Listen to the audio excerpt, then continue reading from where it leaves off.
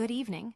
Tonight's stories from Reddit carry with them shadows, whispers, and moments that refuse to be forgotten. Whether you're relaxing, drifting toward sleep, or just looking for something to fill the quiet, these tales are here to stay with you. Let's begin. I robbed a grave last night. What I found buried inside horrified me. I know what accusations you're already forming in your mind. I have heard them all before, and hey, maybe you're right. I will be the first to admit that I am too lazy to get a real job, but excuse me for not wanting to wither away in some bleak office space. Maybe I am morally compromised as well. But bills need to be paid, and I have a wife currently going through chemo. Hell, you probably read the title and felt some level of satisfaction that I encountered something evil. That's karma, and I was definitely asking for it. I wouldn't expect any other reaction. Trust me, I am aware that those in my profession are frowned upon. We are the lowest of thieves. But please, give me a chance to ease at least some of your concerns. 1. I do not rob the graves of those recently deceased. I stick to graves that have been around for at least a quarter of a century. 2. If the deceased was young at the time of death, I do not rob their grave. 3. If there are signs of recent care, such as flowers, I will leave the grave alone. 4. No mausoleums. I will not divulge my reasoning on this one. Trade secret. 5. I do my research and prioritize the graves of those who were either quite wealthy in life or had a criminal background. So you see, I am not that bad of a guy. I don't deserve what's happening to me. And if any of you have advice on what to do, then please, offer it. Because I am scared and I feel very alone right now. Now that I'm thinking about it, this is how those first astronauts must have felt when they first entered the void and gazed upon the precipice of a new age. Like those who never made it back, I now know the price of that knowledge. Christ, I am rambling. I will start at the beginning. The job began like any other. I had done some initial scouting in the days leading up to the heist and got a feel for what hours would have the least amount of people present. Then, I did research into the various people buried there via the computers and resources at the local library and picked out a couple of graves that had a higher probability of riches being buried inside. One name stood out in particular, Berthold. He had been a very wealthy tradesman in the 1800s, having made most of his fortune in the procurement and distribution of whale oil, narwhal horn, and various textiles. A rather unsavory fellow, he died alone, his only real heir and niece that wanted nothing to do with him and donated all his wealth and belongings to the church. I would have left the story there had I not caught a snippet from a local historian's journals, which spoke of an artifact the church wasn't comfortable with keeping or selling, so they had it buried with Berthold. I didn't know what the artifact was, the journal didn't specify, but stay in the business long enough and you develop a radar for massive scores. Mine was positively beeping. Fueled by the possibility of a huge payday, I rose from the seat, gathered my bags, and headed out of the library. Since Hillview Cemetery is roughly 3 hours away from home, I decided to get a motel for the night. Once I had gotten settled, I contacted the wife, told her about how well the business trip was going, and gave her my love. Then I ripped off my shirt and fell asleep. My alarm woke me at 2 in the morning. Showtime. I pulled my hair back into a bun and pulled a beanie down tight over it. Then I grabbed my shirt, zipped up my jacket, and double-checked my gear. Everything was all set. The roads were fairly empty at this hour. I saw a few semis rumbling past on the back roads, and even a police cruiser with its lights off at the local park. From my seat, it looked like the officer was taking a nap. I didn't blame him. I had chosen well. These sorts of towns are a dime a dozen out here. Sleepy little places with populations primarily over the age of 40, with less than 20,000 people. Ideal for robbery, less so for fun. I lowered my windows when I was out of the city proper and played the radio softly, just for some company. The cemetery was still a few miles away. The moon was out, casting its ruddy light on both the dry road ahead of me and the fields which extended to all sides on a seemingly infinite plain. I could hear coyotes howling in the distance, their songs carrying perfectly due to it being a cool, clear night. Altogether, it was eerily beautiful. One of those evenings better suited for roasting marshmallows around the campfire than black work such as this. A familiar gap opened up in my chest. Decades ago, I sat around campfires and told the boys around me I would be an astronaut one day. I wonder what they ended up making of themselves. I wonder what they and my kid self would think about what I became instead. Here's the truth. I had the desire, but not the brains. Maybe if there were adults in my life who believed in me, I could have still done it, but that wasn't my lot. We all have our places in life, and the sooner we accept it, the less pain we will deal with. But I can't help but ask myself, just because I was born stupid, does that mean I don't deserve to see the stars? A large hill rose up in the distance, the only break within the dull flatness for miles. I cut the radio and rolled up the windows. Hillview. Never had I seen a cemetery quite like it. Tombstones wrapped around its bulkage like dozens of necklaces, and at the very top was a bent tree carved with the names of hundreds of sweethearts. I passed by the padlocked iron gates and drove until I reached an unmarked side road. I would have preferred to kill my lights at this point, but the road had the odd ditch here and there, along with large rocks and other scattered debris. I must admit that a thrill rose within me as I made my way further in through the encroaching mists and winding curves. I was dialed in a way I never could be during the day, my eyes constantly scanning the environment, wary for others. I eased my foot on the pedal and steered around a corner, only to slam on the brakes. There was a tree lying across the road, thick enough to be the height of my chest. I stared at it in confusion. I had been here not 6 hours earlier, and this road was clear. Swearing, I got out of my truck and walked over, patting the hunting knife at my hip to reaffirm it was there. I knew I could climb the tree just fine. I just couldn't make sense as to how it got there. You see, this tree was solid oak, and by the looks of it, fresh. Now that may seem odd to you, and you would be right to feel that way. But what should cause your arms to go all bumpy is that there are no damn oak around here. Only fruit and nut trees. I should have left. I went so far as to get back in my truck and start backing up. Then I remembered rent was due this month. Bait was counting on me. Sighing, I parked, swung my pack over my shoulder, and continued on foot. The rest of the road was clear outside of the odd coyote out for an evening stroll. These ones were braver than I was used to. I recall one of them stopped and stared at me as I walked past. It was a calm creature and bright too, judging by the glint in its eyes. It flicked bat-like ears at me and sauntered off. I chuckled. I liked those critters. In fact, they reminded me of myself. Drifters in the dark. It was the devil's hour by the time I took my first steps onto the hill. The mist was so thick I could hardly see more than 5 feet in any direction. So I moved gingerly, a walking stick tapping the ground before me. I took care to avoid stepping on any graves and paid close attention to even the faintest of sounds. Maybe it was my imagination, but there were moments where I thought I heard people whispering nearby, almost as if there were a party of guests waiting to surprise me at my home as they watched from the shadows. After a few wrong turns, I eventually arrived at the walkway which circled the hill.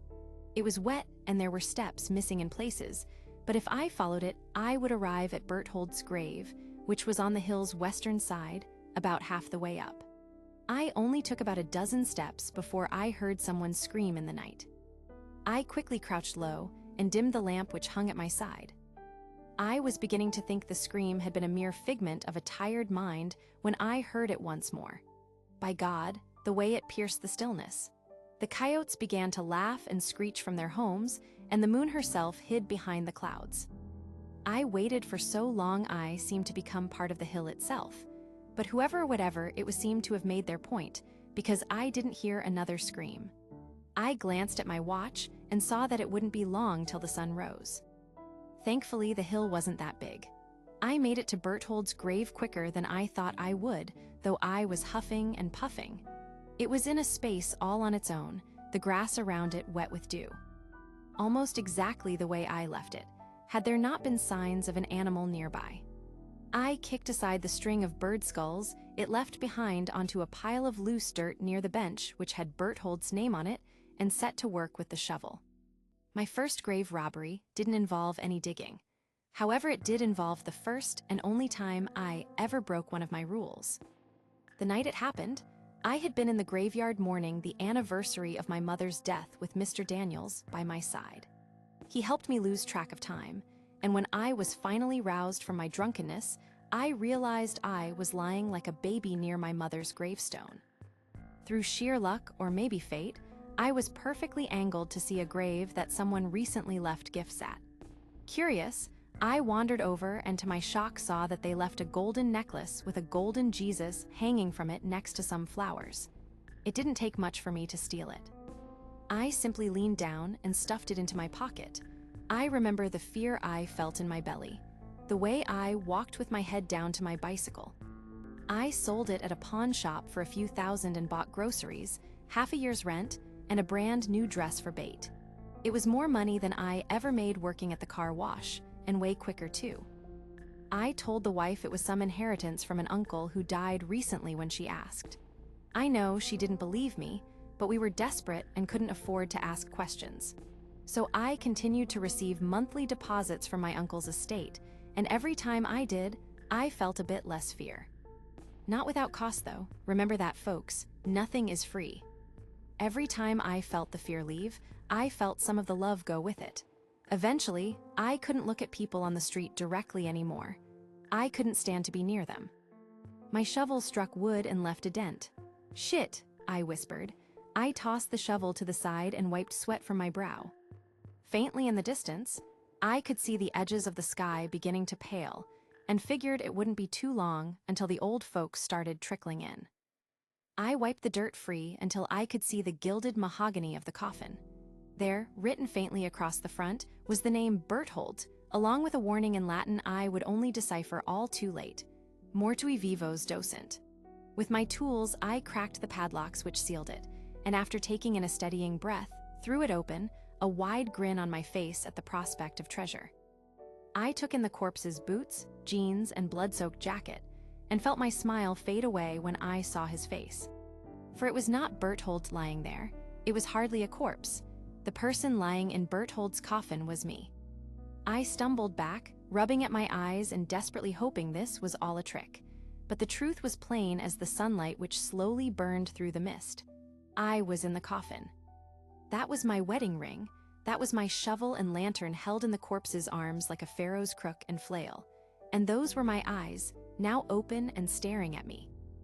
I willed myself to climb out of that hole, but the creature wearing my face froze me with its stare. I could only watch as it slowly sat up, its eyes never leaving mine. Bright red blood steadily poured down its mouth, drenching its clothes like it had been dunked in an ocean of the foul liquid. Then it screamed. The sound came out more like a gurgle than a pure screech, and I don't know if it was the strength of the creature's cry or some latent force within me that forced me up and out of there. But next thing I knew, I was crawling out and running away, my gear left behind. I half ran, half rolled down the hill. The screams intensified behind me, shaking the very earth from their force. There was such hurt and pain in its voice, and I knew I never wanted to be within its reach. So I sprinted like never before, my mind on nothing else but what was ahead of me. I heard its feet slapping the ground behind, and felt it constantly getting closer as I weaved between tombstones, but eventually, I think I lost it in the orchards. My teeth were chattering and arms and legs shaking violently as I sped away. I kept glancing in the rear view, thinking I would see my dead copy racing towards me at supernatural speeds, but there was nothing but empty road. In my studies, I have read about ghouls and grims and other mythical creatures, and in this profession, it is not uncommon to hear stories about encounters with the unknown. I never gave them much credence. Why believe these things protect the dead, who they can do nothing for, and not the living who suffer every day? I reassured myself on the drive home of this, and figured it must have been a guilt-induced hallucination. Hell, I even began to feel better as I walked up to the door. After eating some breakfast and taking a hot shower, I walked into the living room and felt a curious draft of air. The front door was open. "Bait." "That you?" I said. I whipped around when I heard something shuffle behind me. I swallowed, throat suddenly dry, and began to walk backwards. "Bait," I said again. The front door slammed shut. I could see the front porch through the living room window, and there was no one out there. Then a glass shattered in the kitchen. That was it. I sprinted for the door, knowing that Bait wouldn't joke like this, and stepped outside into a mound of dirt that sent me flying onto the pavement. I cried out in pain and held my leg to my chest. Ankle sprain. But that pain was soon forgotten by the sight of what was standing at the far end of my home. A perfect replica of myself, all cleaned up and dressed in fresh clothes. The only thing off about it was the emptiness in his eyes. I screamed and it smiled. To be frank, I don't know how I got into my truck or how I was able to contact my wife and tell her to stay at her sister's and not come home for a while. There was no thought to it. Just pure mechanical movement, as my mind oscillated between fear and doubt and loathing. So here I am now, typing away at a computer in a public library a few towns over. I have spent nights in my truck, parked where I am never too far away from others, constantly on edge. The screams are getting closer no matter what I do, and I fear that I have damned myself to a life of constant running. If only there was some way I could go back and undo everything. Please, if anyone knows what this creature is, and if I can do anything to be free of it, tell me. Because I miss my wife and I want to go home. There's a walking bioweapon in our local police station's drunk tank. It got out. I assume, very confused woman called in what would likely become a drunken, disorderly charge just after midnight. She told the county police department that a freak in a BDSM suit staggered out of the forest and passed out next to her front gate. My coworkers picked short straws and Tyler lost, so was sent to pick this freak up. I was busy filing paperwork when they brought him in and turned on a little music to try and drown out the commotion. Eventually, Tyler staggered into my office. "Chief, come look at this weirdo," he said before ducking back out. I sighed, leaning back in my chair. Tyler was a good deputy, but he had the maturity of a high schooler sometimes. I capped my pen, wiped the ink smudges off my fingers with a tissue, and stood up, my knees popping in protest. The office was cramped, barely big enough for the desk and filing cabinet, and I had to sidestep a precarious stack of case files to get to the door. I walked through the lobby and unlocked the door which led to the holding cells. I saw a group of just about everyone who isn't on patrol at the time crowded around the door to the drunk tank. There was a low buzz of conversation, occasionally pierced by a burst of laughter. I elbowed past them to the front, where Clarice was filming the guy with her phone. I was about to tell her to knock it off when I actually got a good look at him. At first, I thought Tyler had been exaggerating. He was. The man slumped against the back wall of the holding cell looked like something from a grainy video nasty. His outfit, if you could call it that, was a skin-tight, jet-black suit that covered everything. No zippers, no seams, no indication of how the hell he got into it. It had a weird sheen under the flickering fluorescent lights, which made me guess it was latex. His arms ended in stumps. There was a polished, metal circle attached to the face of the suit approximately where the mouth should have been. At first, I thought 2 eye holes had been cut in the material. Looking closer, I realized that they were spaced too far apart, with the left one being elevated ever so slightly more than the right one. "Tyler," I turned to my deputy, "did you get a good look at his eyes? Dilated pupils." "Actually, those aren't his eyes. No, they're fake. Old prosthetics, I think." "Enamel," replied Tyler. Clarice kept filming. I sighed, rubbing the bridge of my nose. Clarice put the damn phone away. She huffed but did as she was told. The rest of the staff muttered amongst themselves, shifting uncomfortably. No one was more uncomfortable than Jack. Old Jack spends more nights in that drunk tank that he does at home. That's probably his aim. This night, he was reported howling at women younger than his daughter, and was picked up staggering down Main Street, rattling his empty bottle of homemade gin against the lampposts. Now he was curled up in a ball in the corner of the cell, sitting in a puddle of his own piss while swearing in Spanish at the latex man. I turned to Tyler. "Where'd you find this guy?" "Near the Banks house, you know, where the Maggot Farm murders took place in the 90s. He was face down in the dirt, completely out of it. Tyler crossed his arms. "We tried talking to him, but he hasn't said a word, thought he was on something." I glanced back at the guy. His chest rose and fell slowly. "You searched him?" Tyler shook his head. "No pockets," I sighed. "All right, let's process him, see if we can get an id." Tyler gave me a "you're the boss" shrug and grabbed the keys off his belt. He stepped toward the cell and the man moved. Not much, just a twitch, a slight tilt of the head. When I looked at him again, he was staring right at me with his porcelain eyes. Old Jack whimpered and Tyler looked back at me. I gave him a nod that told him to keep going. Then he stood up. He looked inebriated. He found his unsure footing and stood to look at us, then back at Jack, then to us again. His suit squealed with each movement. Clarice let out a choked gasp as he lumbered towards the door. I felt a sudden, unbearable pressure in my skull, like an ice pick was being driven through my forehead. I bent double, hands on my head, and groaned like a pained cat. At first, I thought I was feeling the beginnings of a cluster headache. I've suffered from them since childhood and spent most of my life trying to articulate how painful they are to friends and family and employers. They are the only comparison to what I felt in that moment. Then I looked up and saw that the dozen people around me were reeling from the same such pain. Then, in a voice that was neither deep nor high, neither man nor woman, the figure finally spoke. "Where am I?" With those words, the pain ended. The thing's words rang hollow in my mind, and, I'm sure, in the minds of the staff who surrounded me. I slowly collected myself and stood up straight, facing the thing in the cell. "You're in the county sheriff's office," I said. "Who are you?" The thing tilted his head down, considering the question. It seemed to stare at its fingerless hands before answering. "I do not know," it said. The voice wasn't muffled. I exchanged a nervous glance with Tyler. "All right," I said slowly, trying to keep things calm. "How about you tell us what you do remember? How'd you end up where you did tonight?" The thing brought its latex mittens to its face, stroking its own cheeks. "I remember darkness. A great weight, then freedom.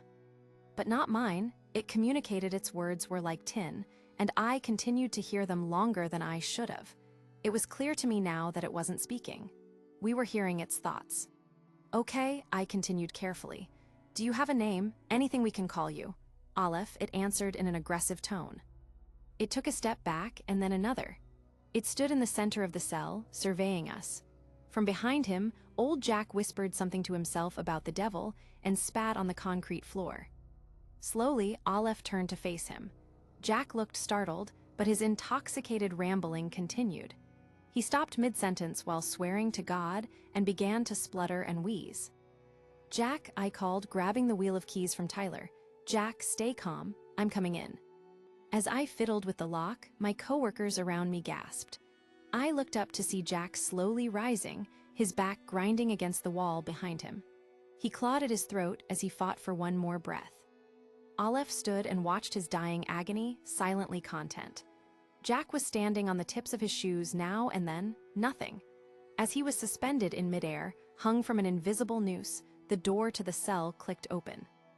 Jack's body crumpled to the floor and the latex man rotated, facing me once again. Before I could issue a warning, it began to glide across the floor. Startled, I reached instinctively for the gun in my holster. As I did, my arm snapped forward at the elbow, shattering the joint. As Jack had done, I fell to the floor, clutching the bulging, splintered bone just under the skin. Pathetically, I started to cry as I watched the man in latex float past through the door. My deputy and close friend for a decade, Tyler, drew his pistol and leveled it at that thing's head. I watched helplessly as his hands moved backwards, clearly out of his control. Tears welled in his eyes and he pleaded as he pressed the barrel against his forehead. I could see that he was trying to fight it, but it was useless. The gunshot was deafening. I woke up an unknowable amount of time later. I staggered to my fight, holding onto the bars for support. I realized that I had passed out from the pain, but my arm still throbbed like a second heartbeat. I picked up my fallen gun and slid it back into my holster. I looked around and saw my colleagues. They were scattered on the hall's floor.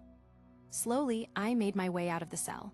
The bodies that surrounded me looked like they had been run over, crushed. I tried to look at the ceiling as I walked over them, feeling the remains separate with each step. It was like walking through mud. Finally, I broke free into the main hallway. It was a nightmare. The fluorescent lights flickered erratically, casting jagged shadows over the crumpled forms of my colleagues. The air was thick with the metallic tang of blood and the acrid smell of burnt gunpowder. My shattered arm hung uselessly at my side, each step sending waves of nauseating pain through my body. I clenched my teeth, forcing myself to keep moving. I had to get out. I had to find help. But as I stumbled toward the lobby, I realized something was wrong. The station was silent. No radios crackling, no phones ringing, no casual conversation between work friends. Just the faint buzz of the dying lights and the occasional drip of blood hitting the floor. "Hello," I called out, my voice trembling. "Is anyone there?" More silence. I pushed through the door to the lobby, and my heart sank. The front desk was overturned. Papers and broken equipment scattered across the floor. The windows were intact, but the world outside was wrong. The streetlights were dim, their glow muted and hazy, as if the light itself was being swallowed by the darkness. The trees beyond the parking lot swayed unnaturally and gradually drained into the darkness beyond them like a wet watercolor painting. And then I saw it. Aleph was standing in the middle of the parking lot, its back to me. It was perfectly still, its glossy suit reflecting the faint light in distorted patterns. I froze, my hand instinctively going to my holster, but I stopped myself. I couldn't risk it, not after what had happened to Tyler. "What are you?" I said, my voice steadier than I felt. I'd limped out into the tarmac of the parking lot now, just yards away from Aleph. When I spoke, it slowly turned around. I saw that it was desperately trying to open the metal hatch over its mouth. Defeated, it lowered its arms back down to its side. "I'm dreaming," it said. The words slithered into my skull like a snake, wet and oily. In my periphery, I could see the night sky lower itself. The darkness spread and seemed to move like a sandstorm. Suddenly, I felt a sharp pain in my heart. My knees buckled and I fell to the floor, clutching my chest. When I looked back up, I saw nothing, true nothing. Surrounding me was the void. It went on forever in every conceivable direction. The only two things in this universe were me and Aleph. "What?" I said between rasping breaths. "What is this?" "It is me," replied Aleph. After a short eternity of silence, it spoke again. "I need to find the other dreamers." The silence of the void wasn't silent at all. It was a low, insectal hum, vibrating in my molars and in the marrow of my shattered arm. Aleph stood before me, his porcelain eyes reflecting nothing and everything, a void in a void. His mittened hand hovered inches from my face, the black latex glistening like the carapace of some deep-sea fish. I tried to speak, to scream, but my tongue sat dead in my mouth. Then the sirens came. Not from outside, but from all around. A shrill, electronic wail that seemed to peel the darkness itself into ribbons. Aleph's head snapped upward, his metal mouthpiece emitting a sound like a detuned radio. The void shuddered, reality folding like wet paper, and suddenly I was on my back on cracked asphalt.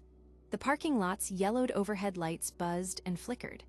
My broken arm pulsed in time with them. The SUVs arrived in a synchronized swarm, black and sleek like a posse of hearses. They skidded into formation, boxing us in with military precision. Doors flew open.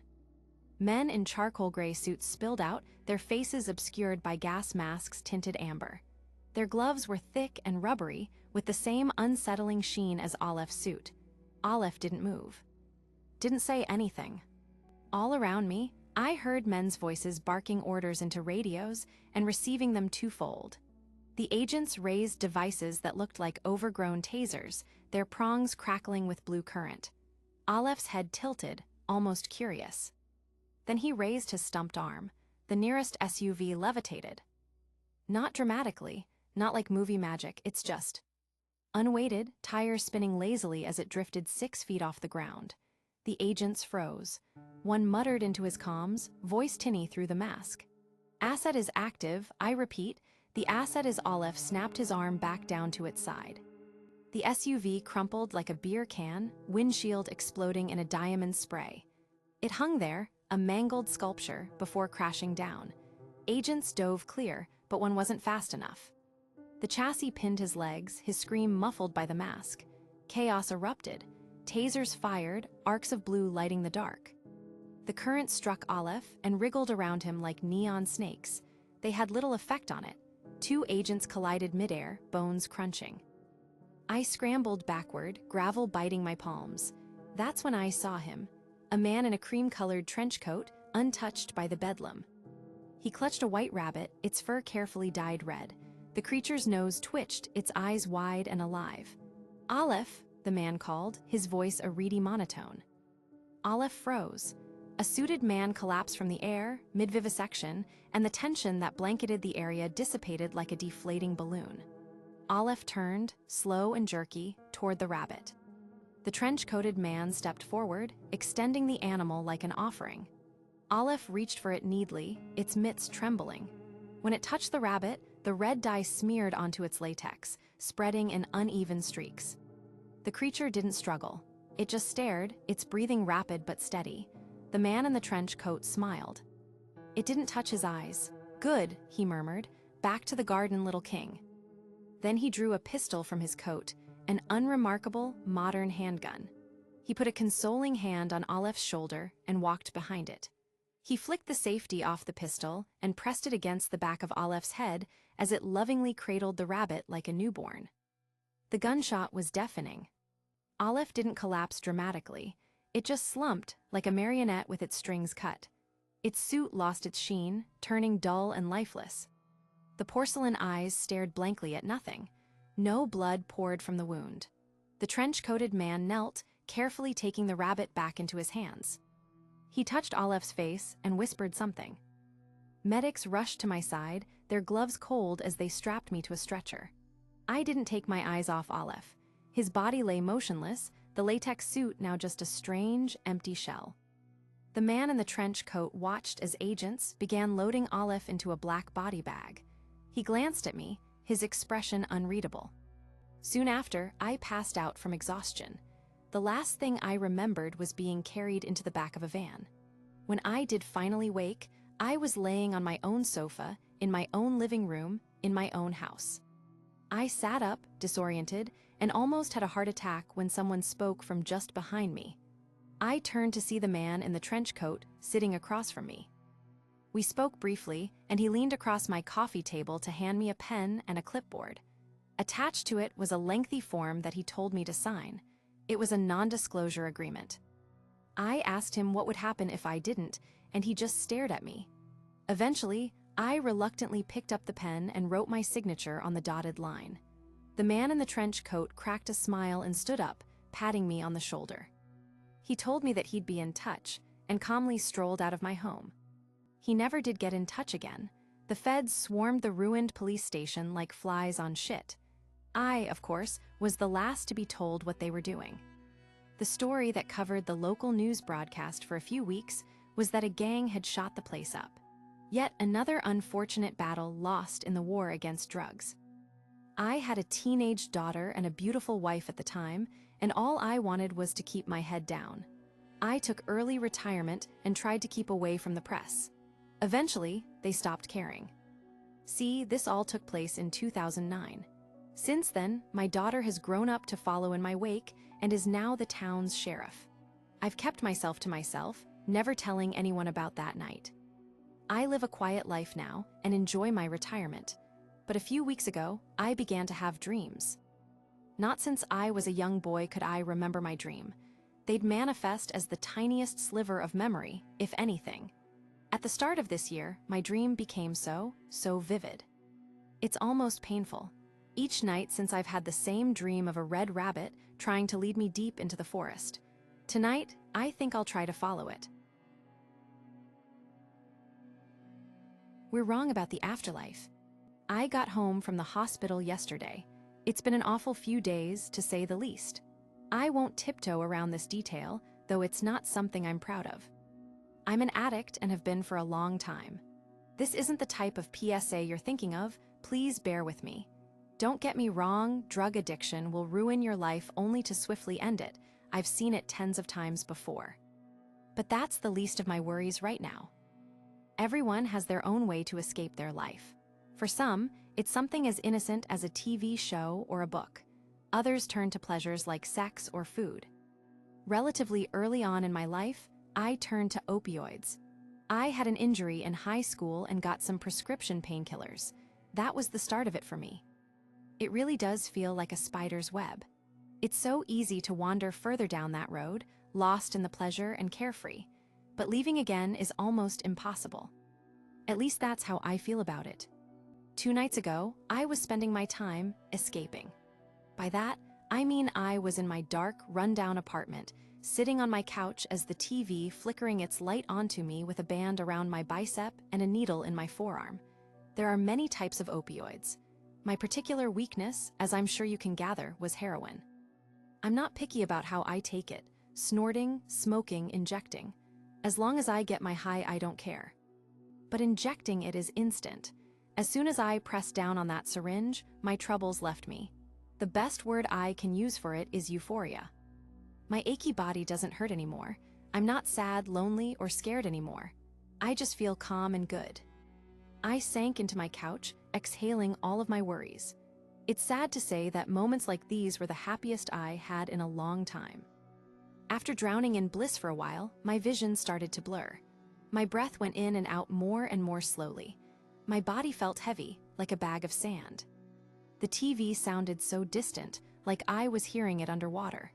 For just a second, I realized what was happening, and I remember being scared, but it was too late to fight it by then.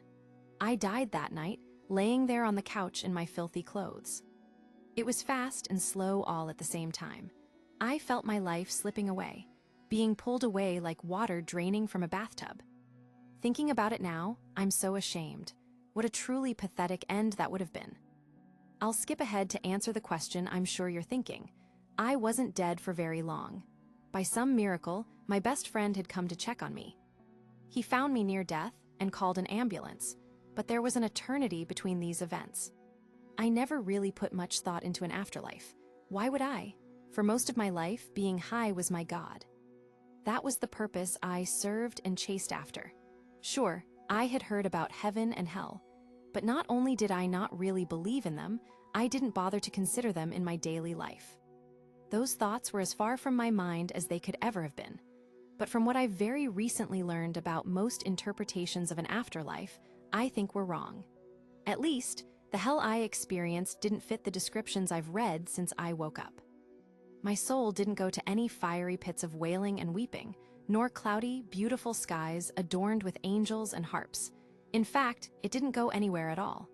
I think that's the scariest part to me. I was dead slumped on that filthy couch and I would have rotted there, but I didn't go anywhere. I was stuck in my own body, a prisoner in a cell of my own meat and bone. I could still feel through my cold skin, see through my glassy eyes, hear the TV chattering across from me, but I couldn't move. I was stuck looking at my ceiling. Noise was still slow, as if the movie was running at less than half speed. My lungs still burned for air and my eyes screamed for me to blink, but I couldn't. I tried to think of a way out of this.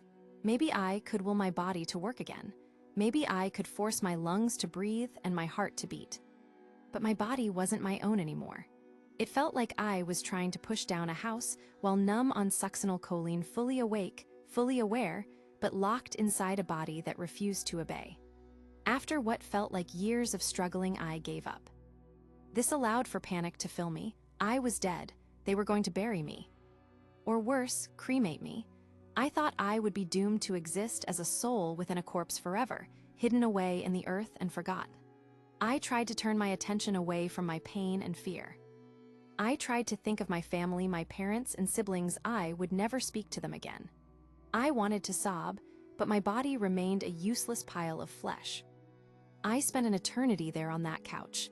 I went through every thought I could ever think, every regret I had replayed endlessly. I cursed myself for wasting my life. I lamented my horrible fate.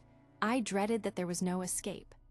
The concept of eternity crushed me with more weight than the bottom of the sea. Death was no sweet release. It was an unending nightmare. My mind had time to shatter, to splinter into 1,000 pieces, and then put itself back together again. Finally, my friend found me. I watched him through unblinking eyes as he shook me, called my name, and begged me to wake up. I knew I wouldn't wake. I watched him call the police, and another eternity later, I watched them try to revive me. They used Narcan to bring me back. Time sped up. Life crashed back into me like a tidal wave. I sat upright and gasped for air. I blinked until my eyelids hurt. I sobbed, cried, and screamed in terror and relief. I begged them not to let me die again, not to let me be trapped. They carted me away to the hospital, trying their best to calm me and stop my nonsensical begging. The doctors tell me I wasn't officially dead, at least not at first. The state I was in before my friend found me is what's known as a temporary death. Breathing stops and your body begins to shut down. All in all, I was clinically dead for just over 3 minutes. That's how much time passed in between my death and my revival. 3 minutes felt like countless lifetimes. I know one day I will die permanently. Nothing in this frightens me more than death than an eternity of imprisonment within myself. I will do everything in my power to never experience that again. I've decided to join a church. I'm going to sell everything I have and dedicate myself to God. I have no idea what else I can do. Still, the idea of eternity terrifies me. The concept that I could experience this for millions of years and I'd still be no closer to freedom than I was before. It's scarier to me than anything. I can't help but think of a book I read in high school, The Divine Comedy by Dante Alighieri. It's about the afterlife. In it, hell has a gate with an inscription that reads, "Abandon all hope, ye who enter here." I've learned firsthand why. If this was hell, there is indeed no hope to be had. Maybe what I went through was hell. Whether or not it was my own, personalized hell or not, I don't know. That thought sickens me most of all. Does all of humanity share what I saw? Is every grave filled with a soul? Is every mausoleum a prison for some damned person, locked in their own corpse? I don't want to consider it. The implication that our world is filled with the living, dead, tormented people who have spent countless years suffocating without release or peace, and will spend infinitely more, it's too much for me. I'm never touching heroin again, or any drug. I will hold on to this life I have for as long as I can, and when I do go, all I can do is hope God will save me from my flesh. That's all for tonight. If you enjoyed these stories, be sure to like and subscribe, and let me know in the comments which one will stay with you.